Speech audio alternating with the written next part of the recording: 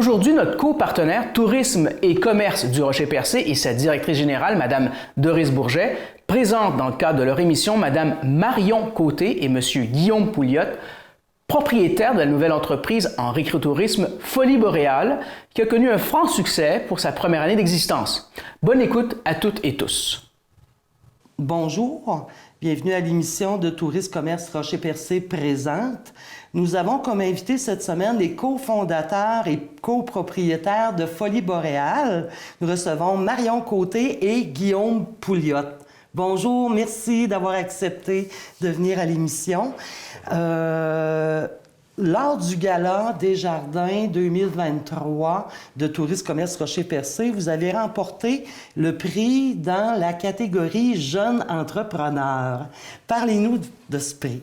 C'est une reconnaissance qui nous a beaucoup touchés parce que, vous savez, souvent en tant qu'entrepreneur, on fait nos choses, on travaille ensemble, on est un peu à huis clos, mais on ne sait pas exactement si ça a un impact réel sur les gens qui sont autour de nous. Puis d'avoir ce type de reconnaissance-là, ça nous a permis de comprendre qu'effectivement, nos efforts étaient reconnus, qu'on est dans la bonne voie, puis malgré tous les obstacles qu'on peut avoir sur le chemin, bien, les gens voient les efforts qu'on met pour y parvenir. Donc, parce que je sais que il y avait quand même beaucoup d'entreprises parmi les membres de Tourisme Commerce Rocher-Percé dans les jeunes entrepreneurs, donc 5 ans et moins. Il y en avait beaucoup. Le COVID, la période de pandémie, a créé comme une espèce de magma là, où il y avait quand même plusieurs entreprises. Et je peux vous dire que vous avez gagné. Vous aviez énormément de votes. Là. Vous vous distinguiez vraiment là, du deuxième qui arrivait après vous. Là. Ben, c'est ça. C'était comme un prix du public, dans le fond. Là. Ouais. Et quand votre nom a été nommé, qu'est-ce que... Ben moi, j'ai été surprise, mais en même temps, tu sais, c'est tellement un espace où je pensais pas qu'on serait reconnu, tu sais. On travaille, comme Guillaume disait, tellement ensemble dans nos affaires, puis on n'a pas de commissaire, on est vraiment deux là-dedans. Puis on se dit, crime, ça va-tu marcher? On demande le feedback de nos employés, on a le feedback du public, mais d'être reconnu par nos pairs, c'est le fun. Oui, c'est ça. Puis c'est de voir que, justement, on a un impact sur la communauté. Exact. Parce que c'est ça qu'on voulait aussi comme objectif. Oui, on fait du commerce. On est dans le tourisme, effectivement. Fait qu'on accueille des gens chez nous en Gaspésie. Mais nous, nos activités chez Folie Boréale, ils se prêtent aux Gaspésiens. Ouais. Parce que notre objectif, c'était de permettre à la communauté de redécouvrir la forêt gaspésienne. Parce que en Gaspésie, il y a la mer, il y a le Rocher-Percé, c'est extraordinaire. On a plein de belles affaires à offrir. Mais au niveau de la faune et la flore, selon moi, c'est peut-être pas encore assez mis en valeur, en fait. Oui, tu sais, comme vous voyez, par exemple, la municipalité a pris en main la rivière Émeraude, s'est mis à faire des infrastructures intéressantes pour que les gens découvrent vraiment notre paysage d'arrière-pays, si on peut dire. Ouais. Puis nous, chez Folie Boréale, ben, on a une forêt qui est en santé, et juvénile d'ailleurs, hein?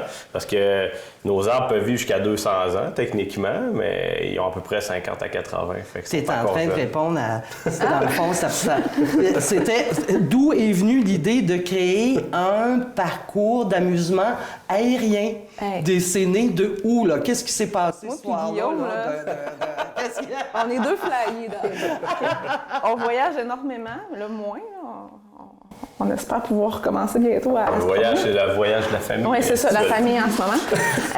Mais c'est ça, on voyage énormément, puis quand on visite d'autres pays, ce qu'on aime, c'est s'imprégner de la culture locale, c'est d'essayer des choses différentes. Fait que moi puis Guillaume, on a dit, crème, ça serait le fun que les touristes qui viennent en visite chez nous puissent découvrir c'est quoi la Gaspésie pour vrai, puis que les Gaspésiens, comme il disait, redécouvrent la forêt gaspésienne. Fait qu'on a dit, comment on peut faire ça chez nous. Nous, on a le lot voisin de Folie Boréale. On connaît très bien le terrain. C'est nos voisins, finalement. Puis j'ai dit à Guillaume, il faut qu'on fasse de quoi avec notre forêt. Comment qu'on pourrait y arriver?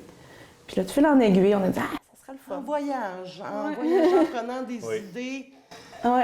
Puis là, on prenait un petit verre de blanc sur la terrasse, puis on a dit, on pourrait faire ça dans la forêt chez nous, tu sais. Il y a un plateau en arrière, il y a une belle place. On est allé marcher dans le bois, puis Ouais. Là, ça s'est concrétisé. On l'imaginait. T'sais, on était dans le bois, on regardait les arbres, on l'imaginait vraiment. Là. Vous étiez-vous basé sur des modèles qui existaient déjà ou vous avez tout créé? Là? Écoute, c'est fou cette aventure-là. Au début, on voulait faire affaire avec une entreprise du Québec. Pas faute d'essayer, hein? Mais les gens au Québec trouvaient que la Gaspésie, c'était trop loin. Puis ça coûtait très, très cher.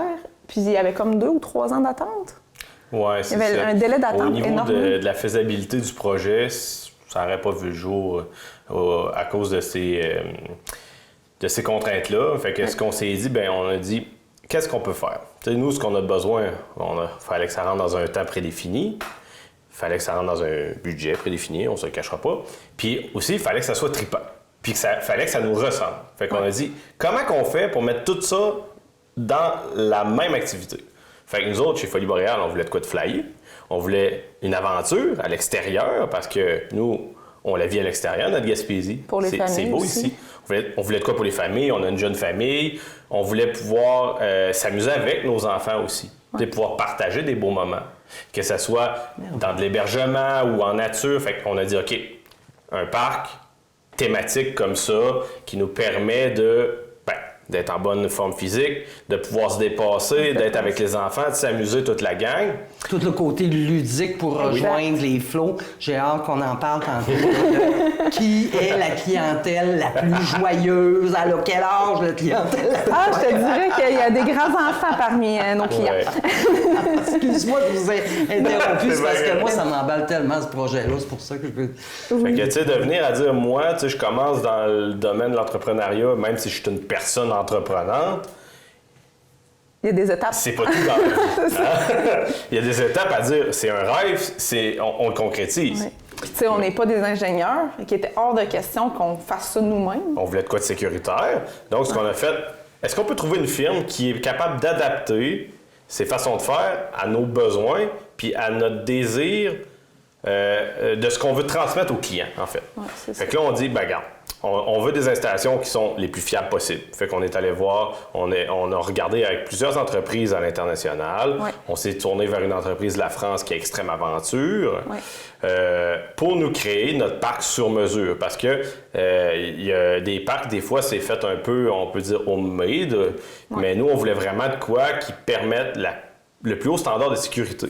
Parce que c'est beau avoir du fun, il faut se sentir en sécurité. Il faut dire que l'Europe sont très en avance. C'est des feedbacks qu'on a de nos clients aussi. Moi, j'en ai déjà fait ailleurs au Québec. Vos infrastructures, c'est super sécuritaire. On se sent en sécurité parce que de la manière que c'est construit. Ouais. C'était ça l'objectif. Puis c'est ça, il y a 2 types, pour aller dans les détails techniques, mais pas trop, là. Il y a 2 types de lignes de vie. Il y a la ligne de vie traditionnelle que la plupart des parcs au Québec ont en ce moment parce que, comme je te disais, on est un peu en retard par rapport à la France ou le reste de l'Europe sur les technologies, où il y a 2 mousquetons. Fait que parfois, ça peut arriver que tu es à 10 mètres dans les airs, tu as tes 2 mousquetons dans les mains parce que tu es inattentif.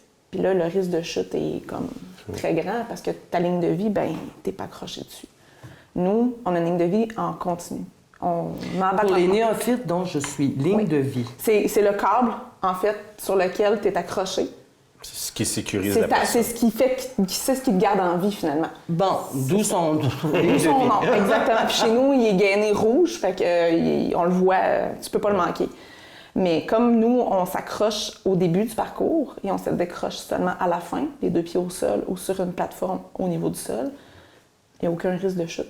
Les gens n'ont pas de manipulation de mousquetons à faire. C'est ça qui nous permet d'opérer l'hiver aussi. Fait que j'ai dit à Guillaume, faut qu'on aille vers opérer l'hiver. Ouais. Donc, vous êtes à l'année? Yes. Oh! Ouais. Mais d'ailleurs, c'est ça. Parce que les infrastructures de cette envergure-là, c'est quand même complexe à concevoir. Puis on s'est dit, nous, notre objectif, c'est d'habiter la Gaspésie. On va être ici l'hiver. Ouais, c'est ça. Puis on veut vivre toutes les expériences que la Gaspésie peut offrir, que ce soit peu importe la saison. Donc, ce qu'on s'est dit, on va prendre en considération ça dans notre développement. Donc, on est venu à la conclusion que la ligne de vie en continu, ce qui permet d'avoir 0 défi de sécurité par rapport à l'équipement. Puis même, il n'y a pas de problème au niveau de l'humain en tant que tel parce qu'il n'y a aucune décision à prendre concernant sa sécurité. Il fait juste s'attacher au début de l'activité, puis à la fin, il se détache de la situation. C'est impossible. Du parcours qui est d'activités différentes. C'est ça. Oui. C'est une espèce de casse-tête. La personne va enfiler son mousqueton à travers des plaques de métal. Ouais. Fait que grosso modo... Quand tu viens de faire ta tyrolienne, tu mets ta poulie, la personne a sa poulie avec elle. Qu'on n'a pas besoin d'avoir un personnel qui gère les tyroliennes. La personne est autonome, elle met sa poulie, elle accroche son mousqueton dessus, puis elle part. Fait que tu peux pas tomber. Fait que moi, en tant que maman, je me dis, les autres mamans se sentent en sécurité, leurs kids sont toujours accrochés. C'est vrai, là. C'est stressant là, quand tu as une ligne de vie traditionnelle puis ton enfant a 10 ans puis il est excité. Oui. Écoute, la question que je me pose, donc, c'est quoi les étapes, considérant que vous vouliez telle chose, donc, avant d'en arriver à l'inauguration du point A, au moment où vous avez dit, on fait ça, jusqu'à l'inauguration qu'il y a, dites-moi si je me trompe, à la Saint-Jean 2023. Exactement. C'était votre journée d'ouverture. Oui. Donc, du moment où c'est parti du rêve avec le petit vin blanc jusqu'à on ouvre. Ça prend environ 2 ans. 2 ans. Je dirais.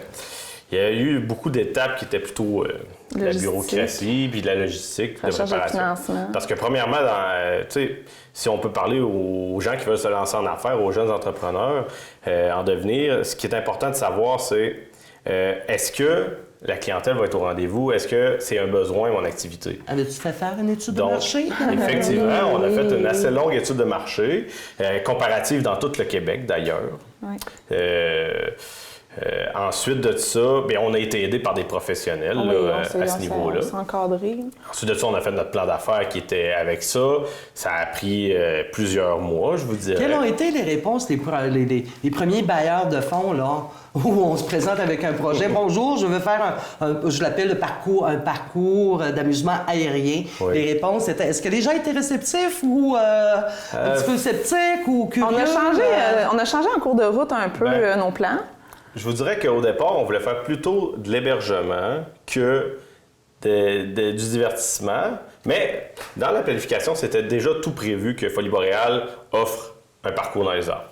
Mais c'est que c'est juste dans les phases d'implantation, notre projet a quand même s'est modifié. Parce qu'on s'entend que, comme dans la vie de toute entreprise, en cours de route, on s'adapte. C'est important. On s'adapte. Mais on s'est rendu compte que, oui, en Gaspésie, il y en a de l'hébergement. Même si nous, ce qu'on fait, c'est un peu différent, puis éventuellement, on va rajouter des unités insolites. Assez insolites, merci. On a des beaux projets. Mais, de l'hébergement, il y en a déjà. Fait que, est-ce qu'on s'est dit, ça serait peut-être pas mieux de se faire connaître autrement, de se faire connaître par notre activité plutôt que par notre hébergement? Donc, c'est ça qu'on a mis de l'avant. Puis c'est notre activité principale, d'ailleurs. Mais comme je vous ai dit, nous, ce qu'on veut faire vivre, c'est des aventures. Des aventures, des expériences en nature. Donc, une expérience complète, ça implique plusieurs choses. Fait qu'à part l'activité, qu'est-ce qu'on veut? On veut dormir, on veut être proche, on veut pouvoir profiter d'un feu, etc. C'est vraiment avoir la totale. Donc, il faut justement planifier ça de façon cohérente pour que ça soit accepté. Mais 2 ans, c'est relativement court. Ah non, mais c'est fou, là, compte tenu de l'ampleur du projet aujourd'hui, si vous me dites, on part du rêve jusqu'à la journée où on ouvre, vous n'avez pas chômé, là? Ah non, écoute, j'allais Arthur en forêt, il coupait le bois, on a tout coupé la forêt. J'ai défriché le chemin assis. Oui. Oui, non. Et il n'y a pas eu un petit bébé là-dedans? Oui. J'étais enceinte d'Arthur quand on a commencé le projet. Oui, j'étais en train de couper les arbres. Marion, elle allaitait dans la forêt. Ouais. C'est fou! Là, j'ai dit, ça prend une salle d'allaitement. Oui. Faut pas vivre ça à une autre femme, d'allaiter dans la petite mouche noire. Non, mais écoute, ça n'a pas de bon sens, c'était quelque chose. On a trouvé des idées de même en vivant, tu sais. Je pense que je vais répéter vos noms parce que c'est Marion Côté, Guillaume Pouliot. C'est extraordinaire. C'est extraordinaire. Avec la chainsaw, l'allaitement. Ah oui. Puis là, vous continuez à rêver de ça va être comme ça, ça va être comme ça. Ah, faut qu'on pèse. Mais c'est pas tout. Parce qu'à un moment donné, on s'est dit, bon, qu'est-ce qu'on a besoin pour y arriver? Quel partenaire va nous aider? Ouais. On a fait de la recherche, on avait trouvé, des fois on s'est fait lâcher, on a recommencé, on a changé de partenaire, on a trouvé de quoi de plus efficace. Ça a été vraiment un parcours. Vous n'avez pas lâché, vous n'avez pas eu de l'accès. Pour ce projet-là, en moins de 2 ans, là. Je vous dirais que c'est du 110 heures par semaine. Tu sais quand on a breaké? On a breaké en février passé. On a dit on s'en va en voyage. faut breaker. Prendre du recul. Ben, il est en train de monter, le bâtiment d'accueil, là, la gang. Là. On a parlé sur WhatsApp, on était en Amérique du Sud. On gérait quand même on gérait le projet à distance, les entrevues pour nos employés, on les a faites on est tous en voyage. Ça, c'est le propre de votre génération.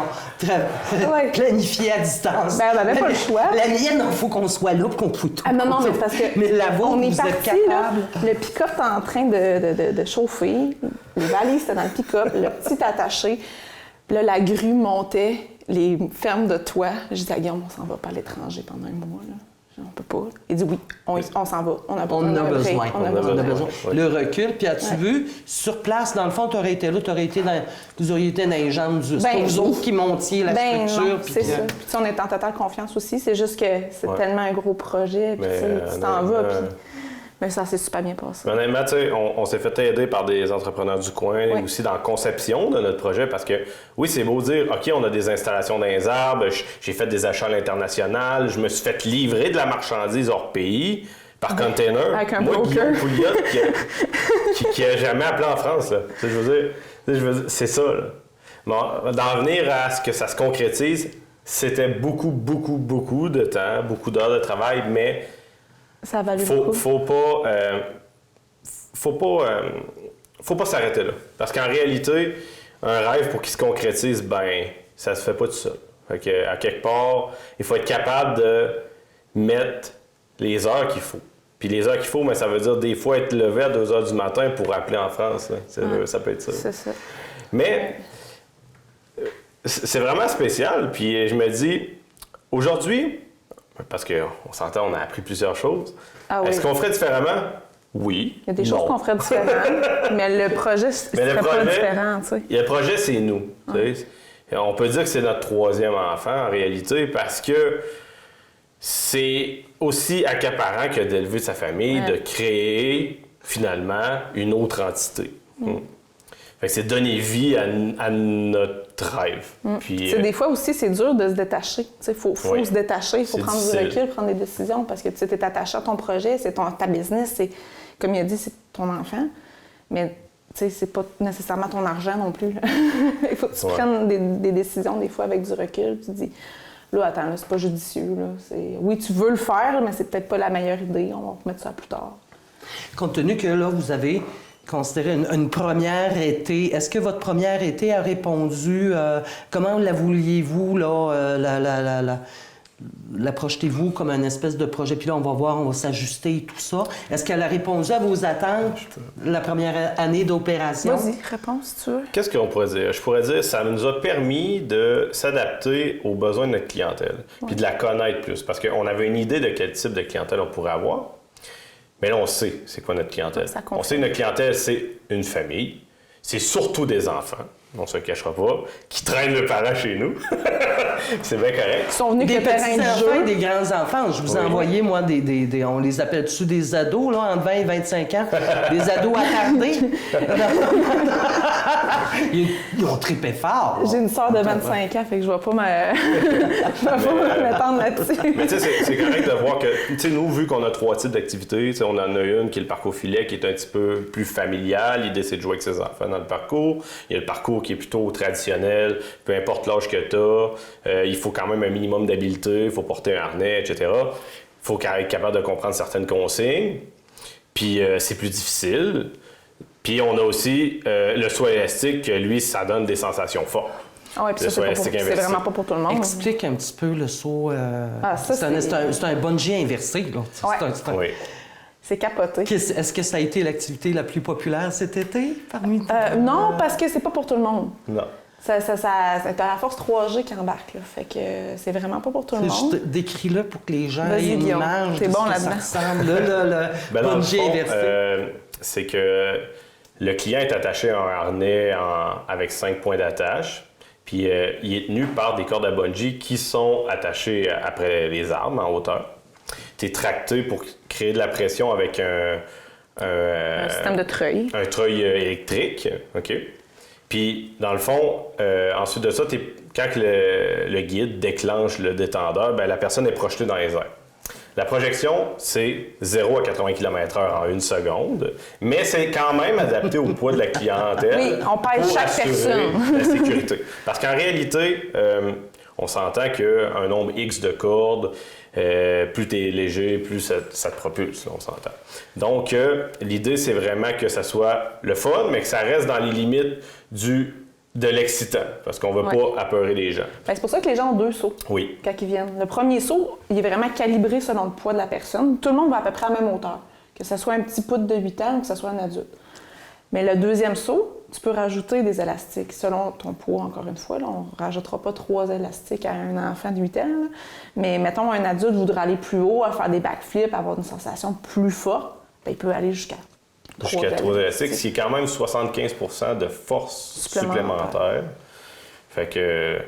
Oh, on en a une couple de parents qui ne s'attendaient pas à ça. Là. Le plus jeune et le plus âgé là, qui a essayé ça, là, les commentaires à la qu'est-ce que... On a une personne proche de 80, je pense. C'est assez dernièrement, d'ailleurs. Oui. Ouais. On a du monde qui lève haut, qui ne s'attendent pas à ça. Le premier saut, c'est le fun. Le deuxième saut, c'est excitant. C'est pas pareil.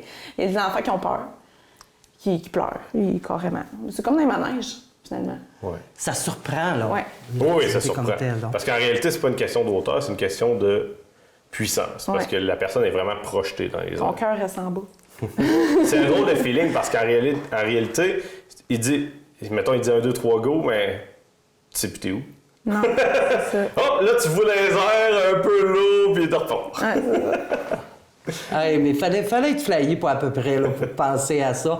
Donc, à travers tous les exemples que vous avez vus partout à travers le monde, est-ce qu'il y en a que vous avez créés ou c'était des vous avez pris celui-là, puis Bien, vous on a avez vraiment monté fait affaire avec la firme. On a fait confiance au concepteur. C'est extrêmement ça qu'en fait environ 60 parcs dans le monde, là, quand même. Fait qu'ils ont du bagage à leur actif, puis on y a exactement dit, et c'est Raphaël, Extrême Aventure, on y a dit, nous, ce qu'on veut, on veut de quoi de familial, de quoi qui est quand même un challenge, qui est assez difficile, mais je veux pas que les gens soient morts après une demi-heure d'activité, puis je veux que les enfants puissent partager quelque chose avec leurs parents.